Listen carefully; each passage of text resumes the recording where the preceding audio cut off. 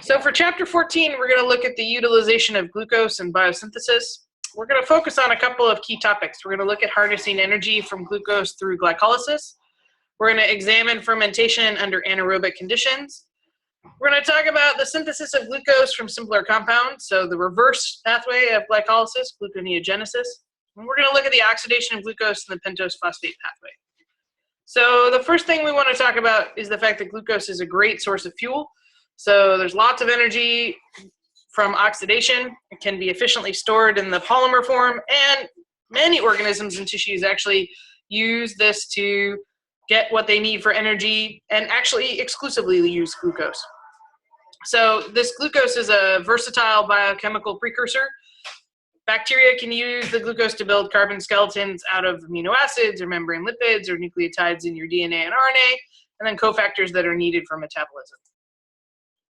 When we think about the four major pathways that utilize glucose, we can use glucose for storage. So it can be stored in the polymer of starch or glycogen. And that's what we do when there's plenty of excess energy. And we can use glucose in glycolysis. So this is how we generate energy through the oxidation of glucose. And that's really just for short-term energy needs. There's the pentose phosphate pathway. So this is what generates NADPH through oxidation of glucose.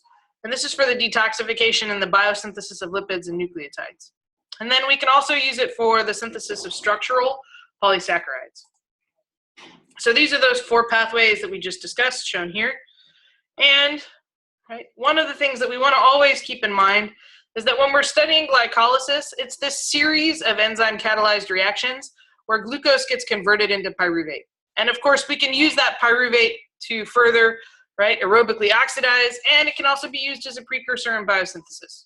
So some of the oxidation-free energy gets captured by the synthesis of ATP and NADH.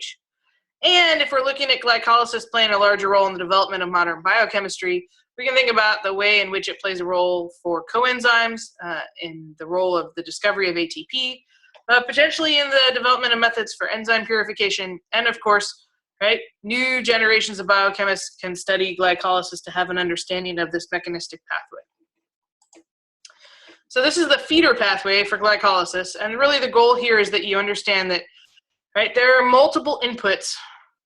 For example, lactose, trehalose, sucrose, are all examples, D-galactose, D-mannose, of sugars that can actually end up in the glycolysis pathway.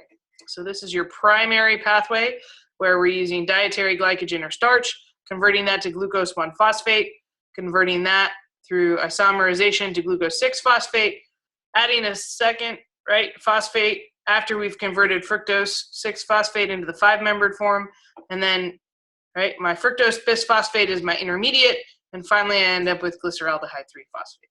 So that's the series of reactions, but notice there are several inputs other than just what we conventionally think of as starting with glucose. So glucose molecules are cleaved from glycogen and starch by glycogen phosphorylase that yields glucose 1-phosphate. You can also hydrolyze disaccharides such as lactose and sucrose and fructose to enter the glycolysis at different points. So this is the glycolysis overview that we're going to look at. And the goal here is that we understand what actual physical transformation is taking place. So what's the structural change? What type of enzyme do we require in order to accomplish that change? And the idea that glycolysis is really two phases, an energy investment phase and an energy harvesting phase. So we're going to leave off there. We're going to pick up next time. Thanks.